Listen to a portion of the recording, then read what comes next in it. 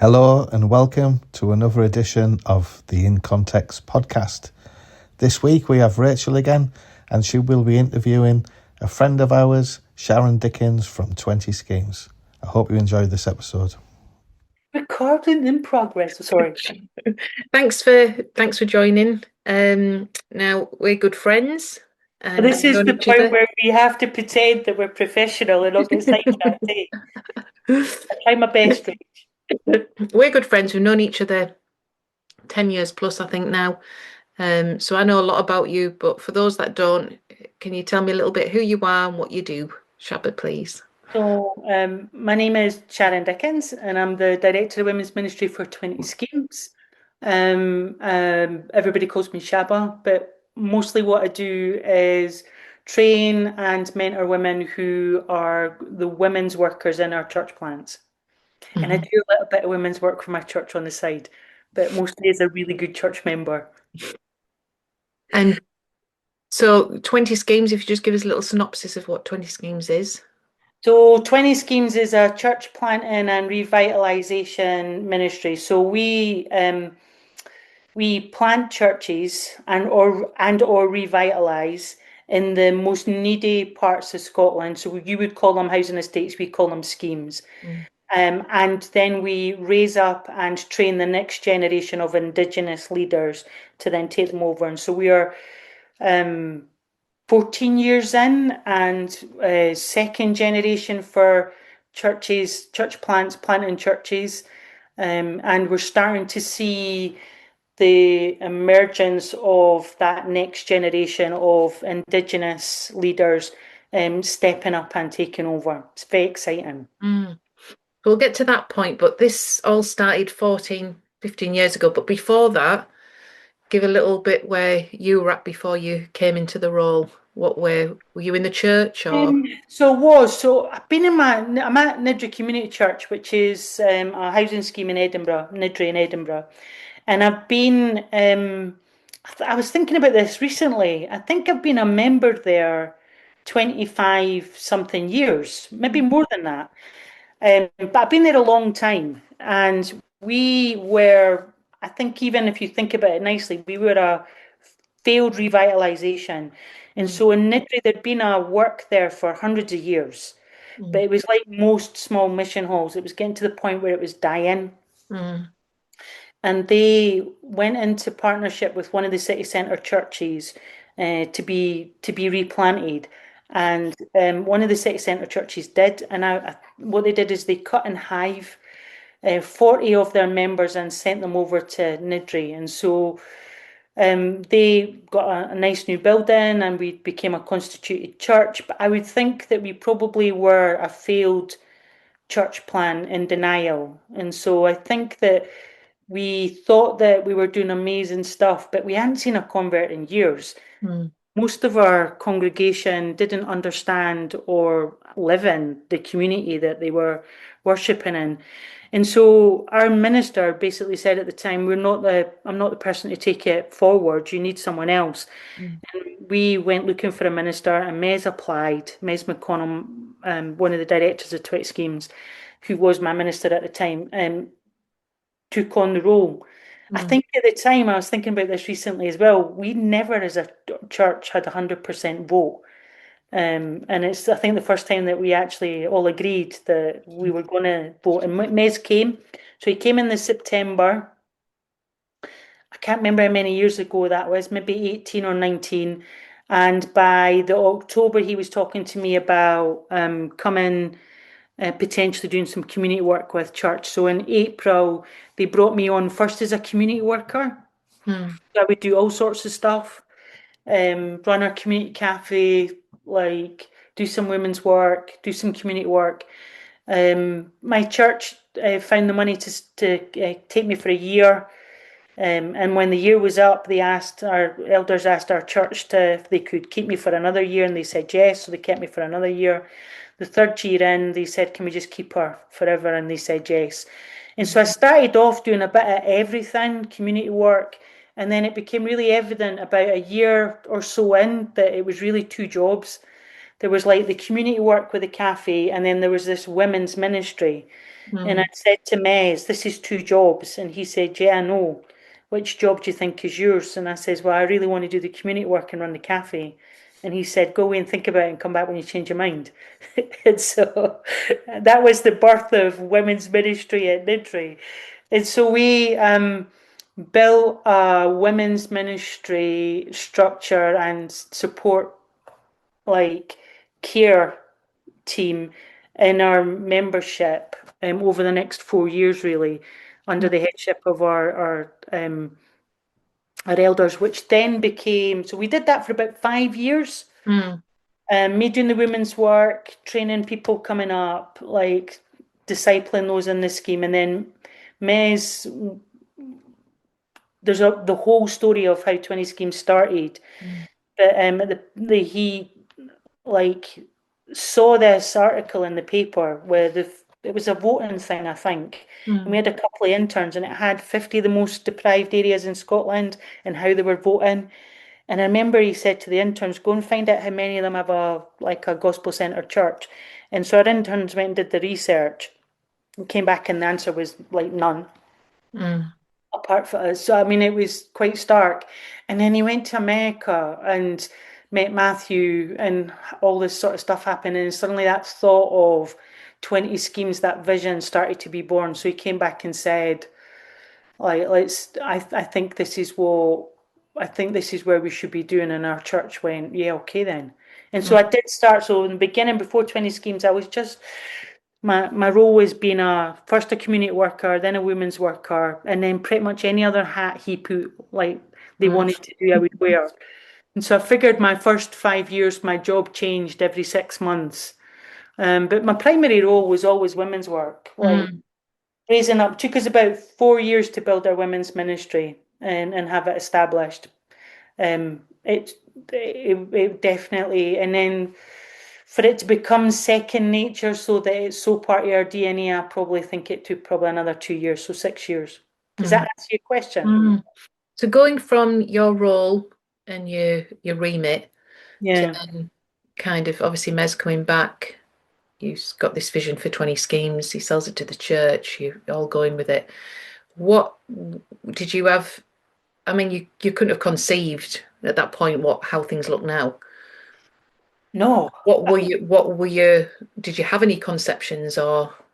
I mean, you had a vision. Like, I mean, it was an exciting vision. The thought of, like, I mean, he would have had 50 schemes, but 20 seems more doable. But even that, at the time, you were sitting thinking, like, this would be amazing. I mean, I don't know what the stats are like for England, but Scotland is nearly half of the nation in Scotland lives in a scheme. And I remember, so from my childhood, and it's only when you look back in time and you, with some foundation and hindsight, you see God's hand on your life from the very beginning. But I remember, like, having a desire to want to go to Sunday school, and a scheme was unheard of, and seeking that out. And occasionally going to Sunday school and being present in some churches, but no one told me the gospel till I was 17.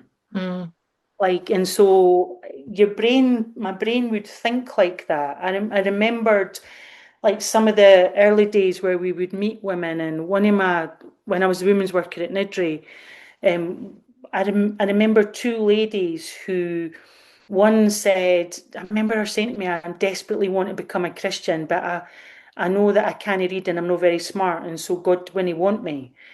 And then this other woman who'd spent her whole life being fueled by Catholic theology, desperate for Jesus, but no really understanding it. And her life was carnage. And then when she got saved, it never instantly solved her life, but she had Jesus through the process, like, of discipleship and change. And so when he came and said, I think we should do this all over Scotland, my brain didn't go, oh, we'll have 17 sites in like 14 years. My brain went, there's women like that all over Scotland, never hearing the gospel, not rejecting Christ. When they've heard it, they're just not hearing it. Like there's women out there that are like these women and like me who desperately want someone and nobody's telling them the gospel. And so my brain went, half my nation are like that. They're not hearing the gospel. And so for me, that's the bit that like I found easier to grasp than the how we're going to do this, because I didn't know how we would. I mean, the thought of like how you were going to build a structure that would make sure that every church was independent while we served them like operationally, or how we were going to train their women all over like a nation and still make it feel like it's Titus 2. I didn't, those things were too big to answer. I couldn't imagine what that was going to be like, but I could imagine the wee women sitting desperate to know some hope and somebody telling them it. That was easier for me to grasp. And within the process, was there reservations from people, or was everyone kind of, what do you think that, and with the challenges as you kind of put those foundations forward for going forward? I think our congregation were, so the answer is yes and so yes and no. And so I think the truth is that there would be something wrong with a congregation if people didn't ask questions when you come along. I mean, we're not a big church. We're already at capacity, and there's only at that point I think we've maybe had 54 members in a tiny church with a really tiny budget, like most people. Too many staff we were already struggling to pay for. And so, but God had done some amazing stuff preparing, and so our congregation, our congregation didn't change. So what I mean is the people were still there, but as church members we changed. So when you saw people come in and that were not there before, who were from the schemes and were saved, and you saw them growing, we all kind of knew this was God. And so I think there would been something wrong if we didn't have reservations.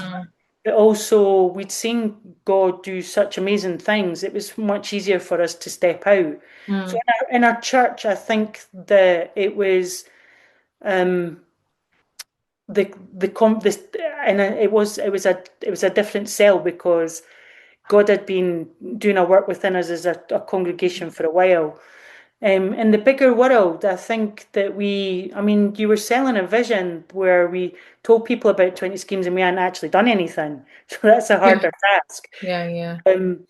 That bit was hard. I mean, people thought I don't know what people thought. I mean, like for a while, I think everybody thought we had a chip on our shoulder. I mean, we do.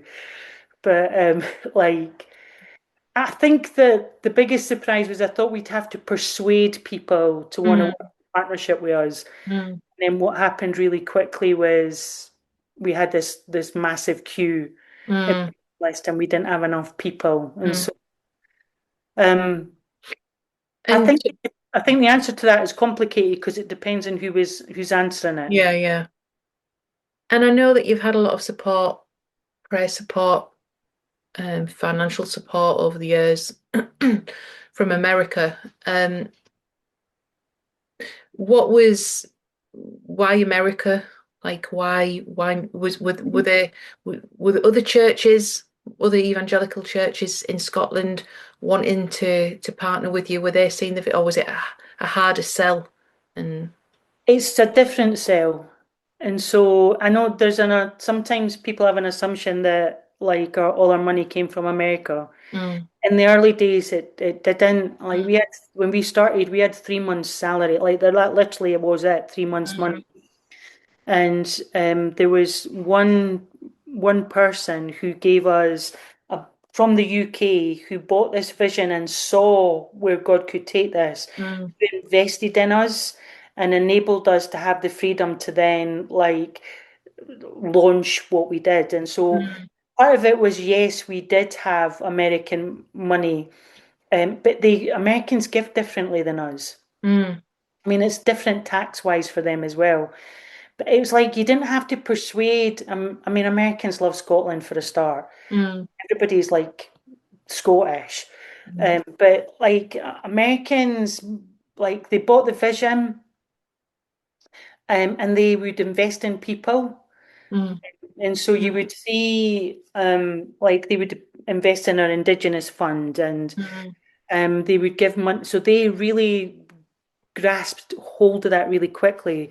Whereas in the UK, my experience is that we as Christians give differently. Mm. So America were fine giving finances to people or funding people to be trained into like leadership. Mm. Whereas in the UK, I feel like the church, we give primarily to projects. Mm. Mm. So there's this, if you're running a project, it would have been far easier it would have been far easier to find money if we'd have been running like some form of like project or activity where it was the focus and we were like bringing Jesus in on that donkey. Mm. So if we were running like a food pantry or some other like district nurse project. Mm. So I do think there is a difference between Americans and UK funding. Mm. And so we found, um, so I personally found that like in the UK church, that when we focus on projects Mm. and we then become, I don't know if it's a way of society or how we've run charities, but we become task driven. Mm. It's so when we approach the charities, the big charities, they want goals and targets. Yeah. Like, and how can you, I mean, God, if you like truly believe God's the one that calls and saves, like, how can you say, oh, I guarantee 5 people will be saved and discipled this year? Mm. Like, but I mean, you could have 300 people coming through like our community cafe. And so in the early days, it was difficult to tell our story in the UK because I feel that, I mean, I know that the tide is changing, but we do give differently. And Mm. also we expect, so when we give to a church plant, as again in the UK, and sometimes in America, we want these models where in 3 years they're going to be independent. Mm. Like, so if we give you this amount of money that we can give you 100% today, and then next year we'll give you like 50%, and in the third year we'll give you 25%, and by year 4 you'll be independent with a congregation of 120 people and they're providing your ministry salary.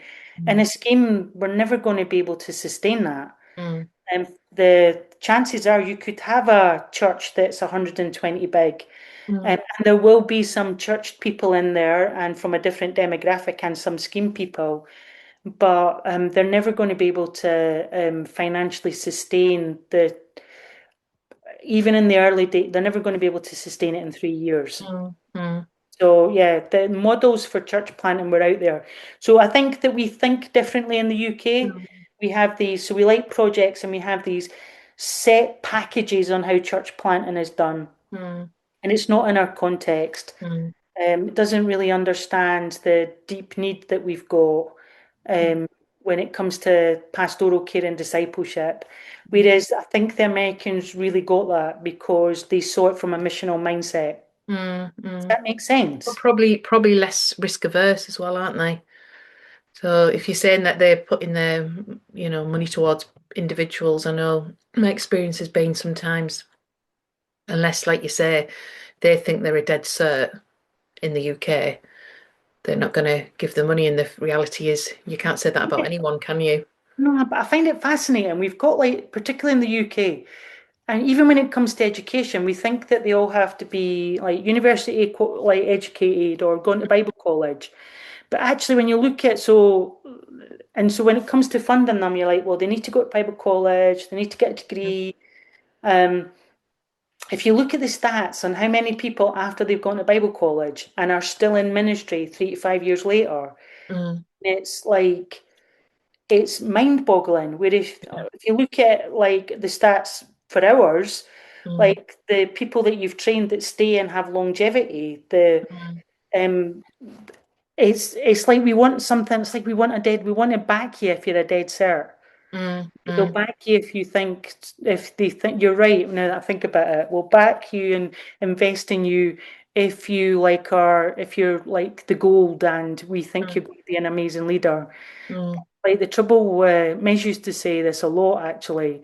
My pastor Mez used to say, for our lot, you have to dig through a lot of muck to get to the gold. Mm. So, I mean, our lot are like, it's not ground zero. It's like they've not got that foundation that most of the leadership is rising to. We had to teach them to get there. So it takes longer. Everything took longer. So going from those first infancy years, knowing a bit about you, bit like me in terms of it controlling. How did you deal with like a small number and then freedom to like branch out and leave, Oh, we're give a it over, control freak, Rach. giving it over to people? Yeah, I am. I mean, the thing is, I am. So I really am a control freak. But I'm also, which I think makes me good at my job. Like, so it's how I would spot things and make sure that balls don't get dropped. But I also, from the very early days, we've been told that your job was to train someone up, to do your job, hand it over, and move on to the next thing. So I've been doing that in my life for decades. And so before 20 schemes, and before Niddrie, to be fair, as the women's worker, I mean, I'm very much like you. I've been working in the voluntary sector, churches mostly, and church projects mostly. And so usually around homelessness and community work. And because they're charity led and funding, like most of the contracts were like 2 years, you were to go in and I liked it when it was messy, which is like, so I like it when the project is messy and needs fixed. And to train the staff, and then once it's running and it's ticking over, I get bored and I want to go somewhere else.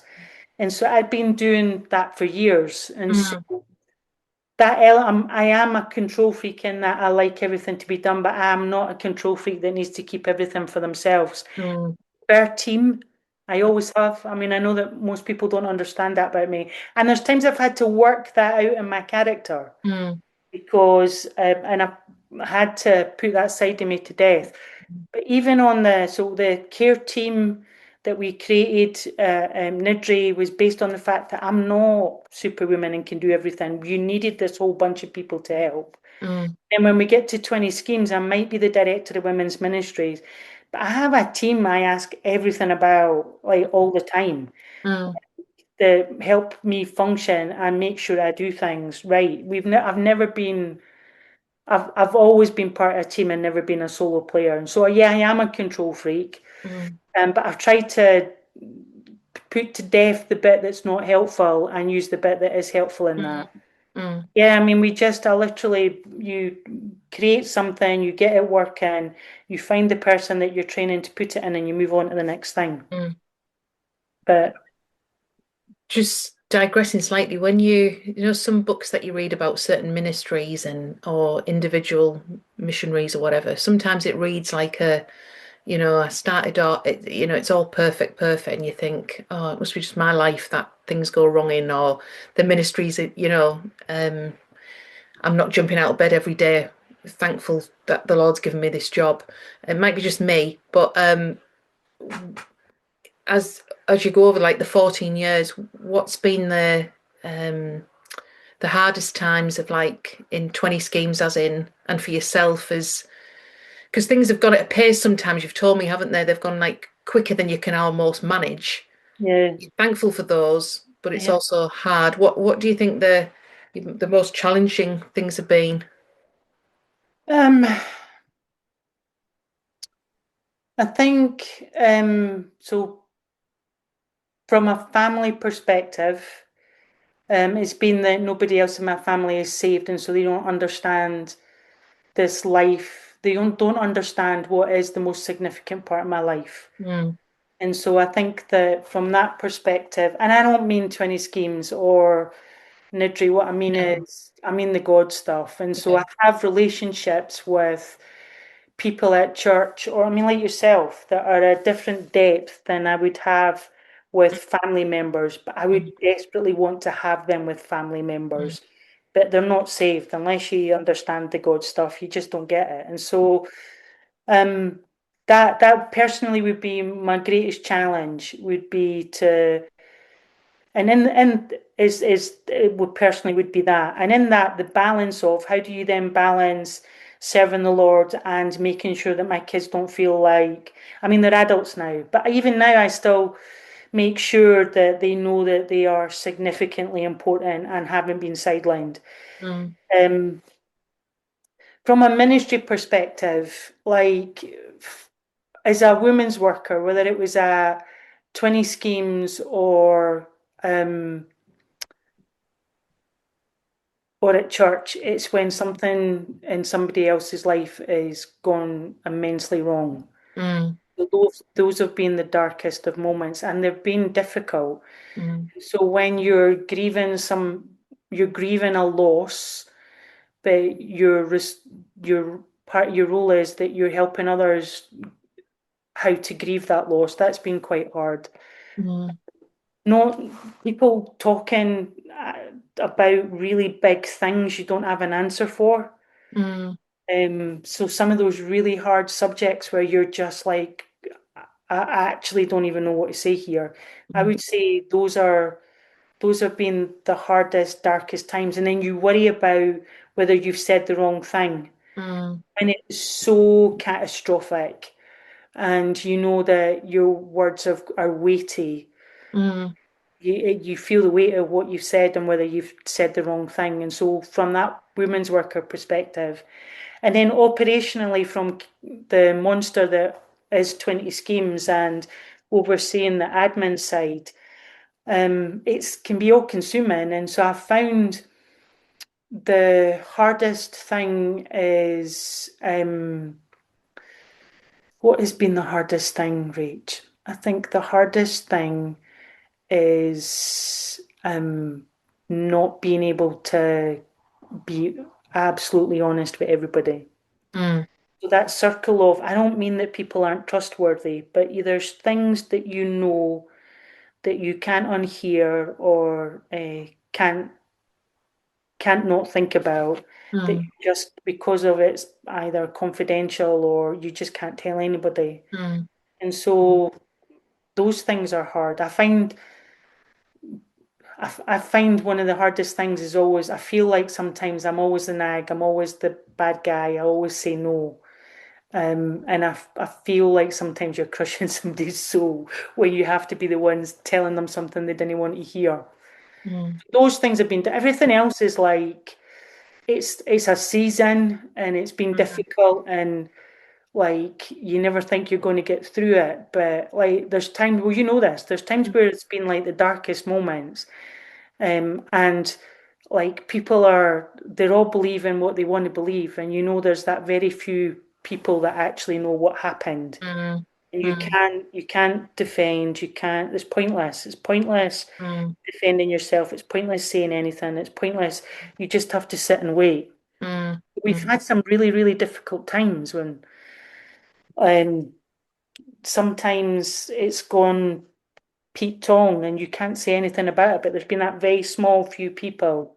Thankfully, my elders, because 20 Schemes was a ministry of Niddrie, my elders gave me permission to speak freely to certain people. I mean, you know this because you were one of those people. So they gave you outlets, and my one-to-one, Miriam, was a good outlet. But the bigger our organisation, sometimes the smaller that group became. It was a bit isolating, and it's quite hard if you were single because it's not like you could go home and tell your husband.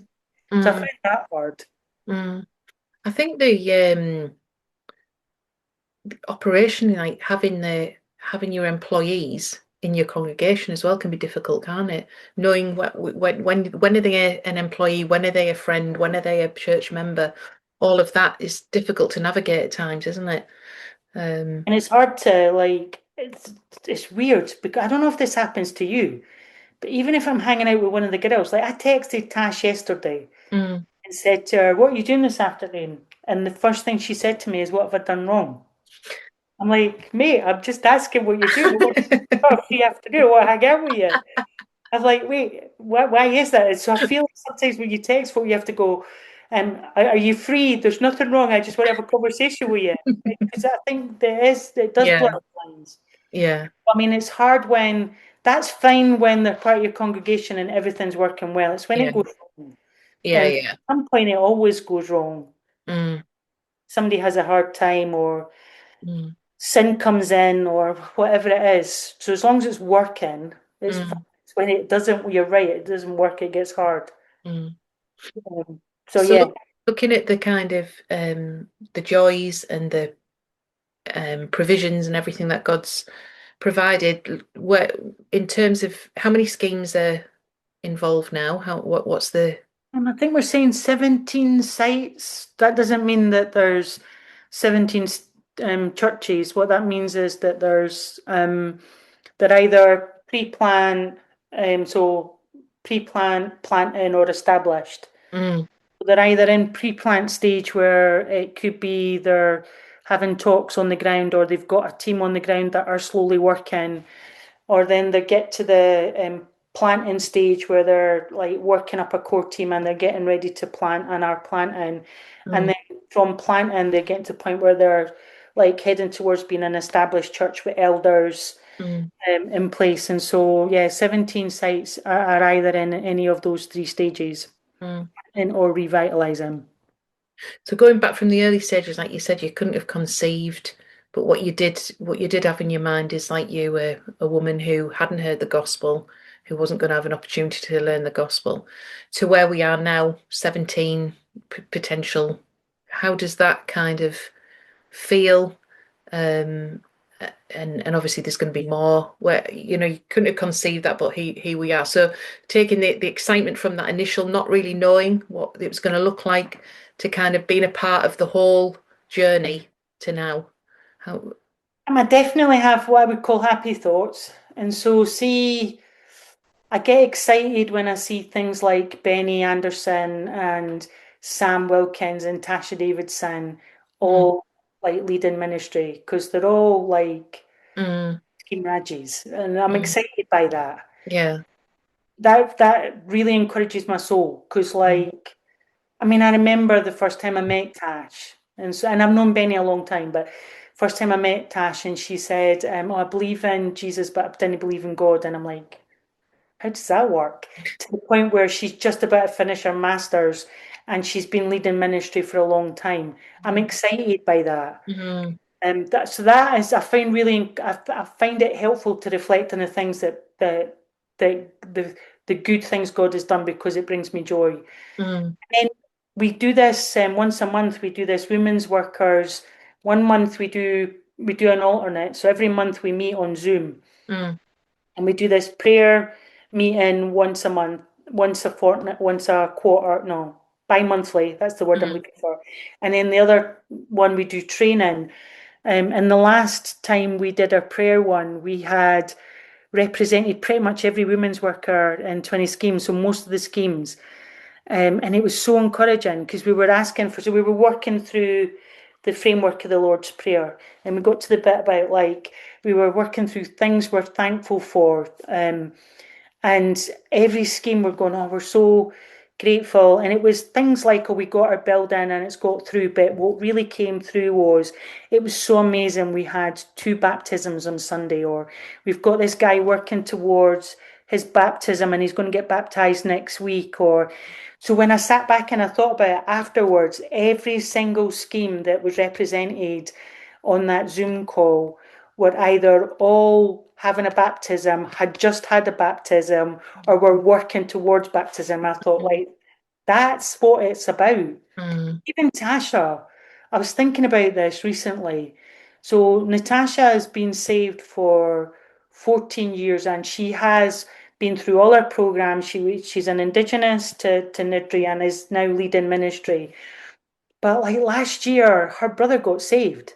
mm, Like, and so we were in a prayer meeting a couple of Fridays ago, and I was sitting there looking at this Zoom meeting because it was all over Scotland, mm, 20 schemes, and Jason's in Orkney praying, and Tasha's on the Zoom, and I'm sitting there thinking, because I met them because Tasha's mum's is my friend. mm, I met Tasha and how I met her kids, Jason. And so I was sitting there thinking, God is amazing, because I remember texting Taff afterwards going, how cool is that? You and Jason were on this Zoom call. mm, Like that's basically the bit that gets me excited, Rach. Mm. Like, all those years ago, like when nobody like was hearing the gospel, like folk in the schemes are hearing the gospel, getting saved, and even though it's carnage at times, a lot of the time, are Mm. being discipled and grown into mature Christians, and then they're growing other Christians. You're Mm. like, that's Mm. amazing. Mm. So that, yeah, that was cool. The Zoom meetings when you see the generations there. Mm. And how do you think Generations of space. personally you've grown in your own faith? I think I'm less of an idiot than I was before. Sorry, Scottish words, but less of an idiot.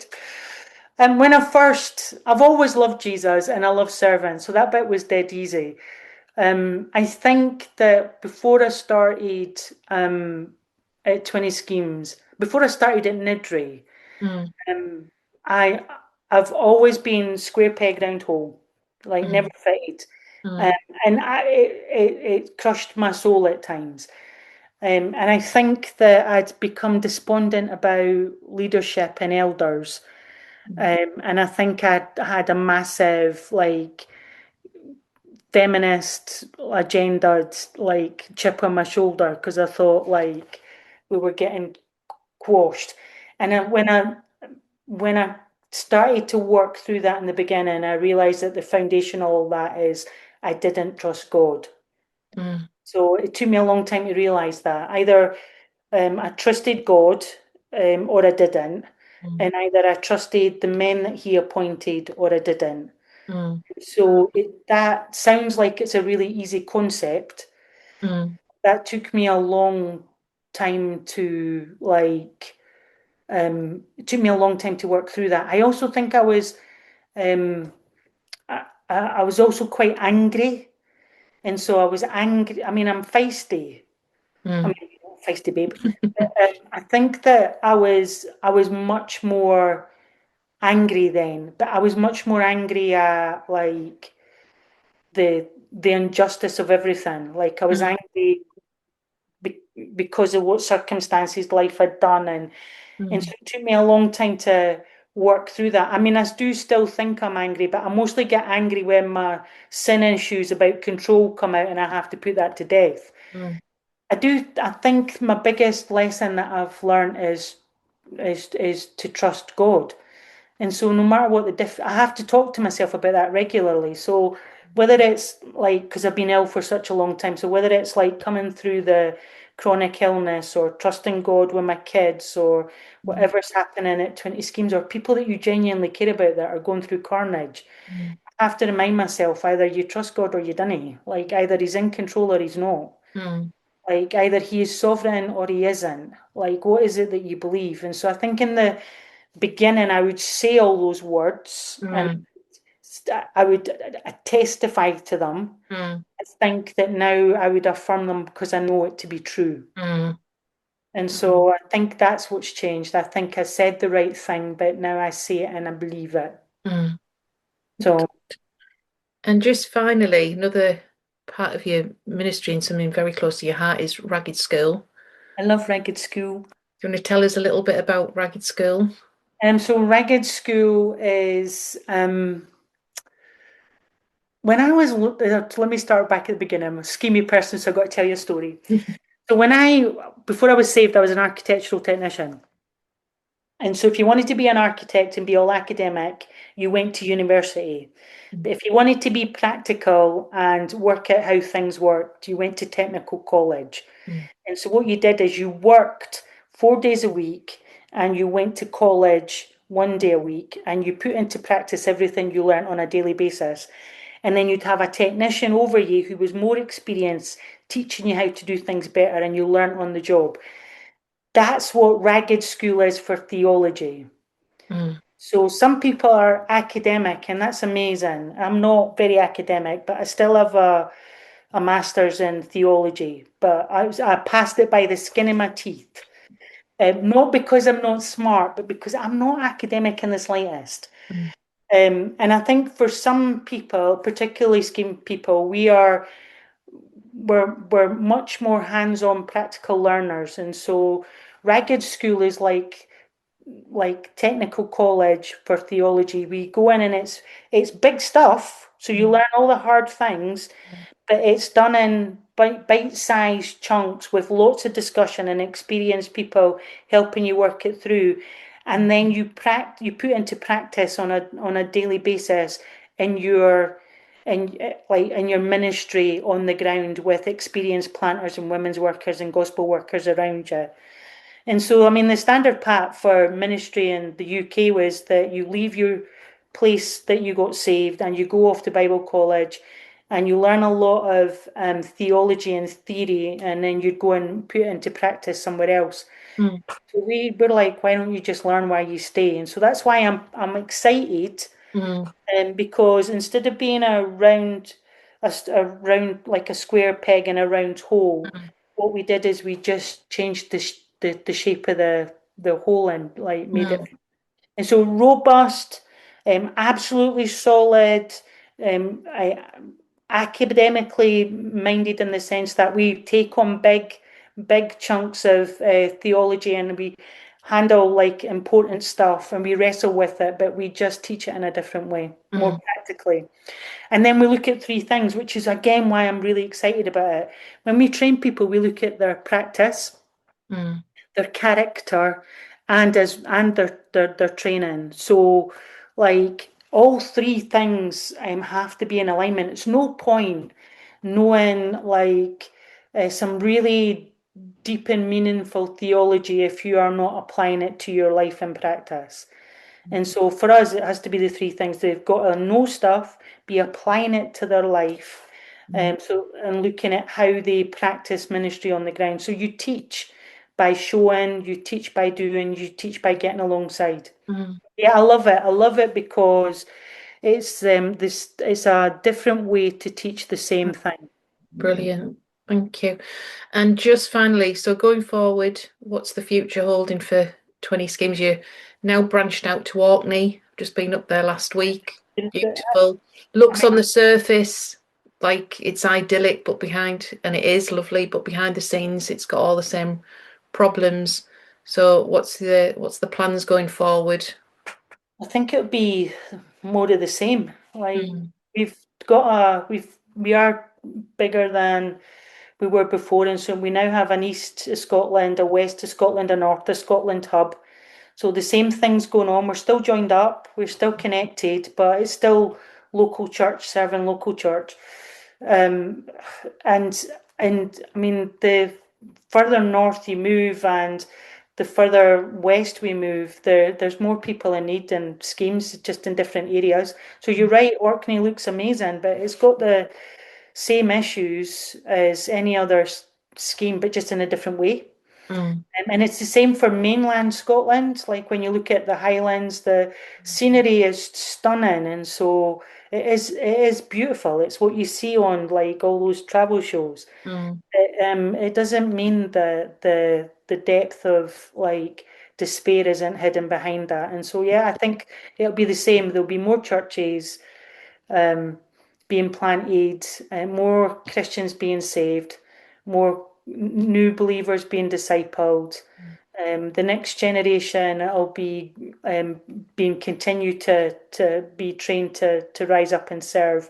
And then I'd be really excited before I retire if one of these like the younger Indigenous leaders like the Sams, the Tashas of life, then like start taking over from us and start training the next generation. How cool would that be? Brilliant. That's my plan. That's my hope and plan, Rach. That's when you can put your feet up. I think I'll just go play in a church plan. I'll be like, I'm retired. What can I take part in? Mums and toddler group. I think I'd probably have to go for something a bit random. Niddrie's got this bizarre like bingo thing kicking off with a Bible study afterwards. I think I could be into that.